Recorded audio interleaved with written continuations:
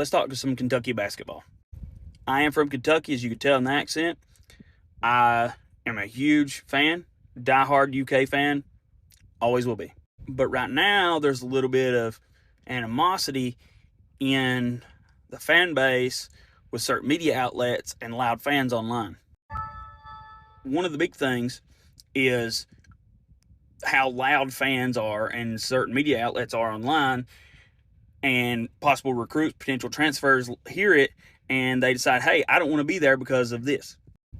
First things first, if a recruit or a transfer decides they don't want to come to Kentucky, leave them alone.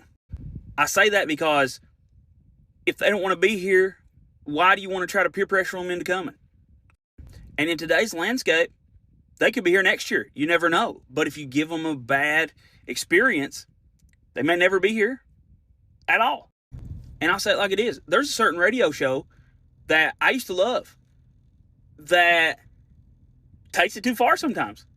They're not the only ones. There's a lot of media outlets and people who call themselves media who like to get online on their, whatever that case may be, TikTok, Facebook, YouTube, and say some really, really uncalled for things about players and coaches and things like that.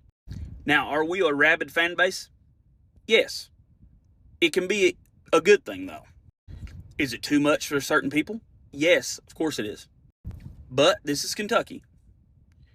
When you sign to play basketball at the University of Kentucky, just like Coach Rick Pitino says, this is Camelot. Just like Coach Cal said, it's the gold standard in college basketball. Have the past 6 to 8 years been tough? Yes. Does NIL close the gap with certain elements of the mystique around Kentucky? Yes. But at the end of the day, it's still Kentucky basketball.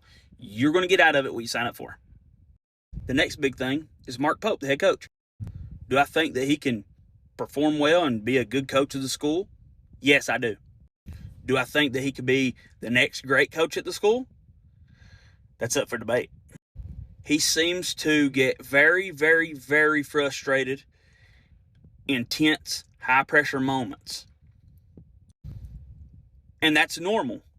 But I think it gets to the point where it overwhelms him so much that he forgets where he's at and he forgets his roots.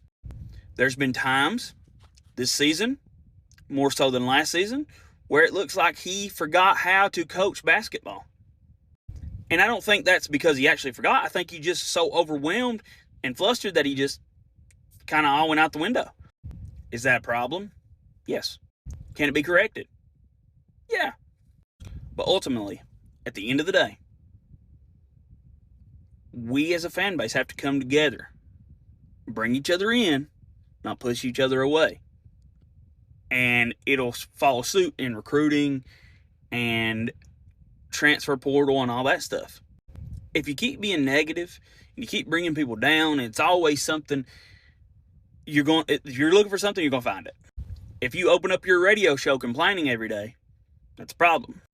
If you start your TikTok complaining about the program every day, it's a problem.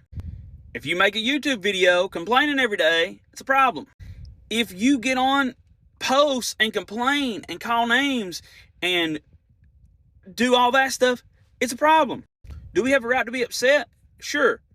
But you have to remember, people are watching. People are listening. And just when you think they're not, they are. BBN, we have to come together, be a fan base, welcome everyone with open arms, but if they decide this is not the place for them, tell them good wishes on your future endeavors, and we'll see you in the tournament.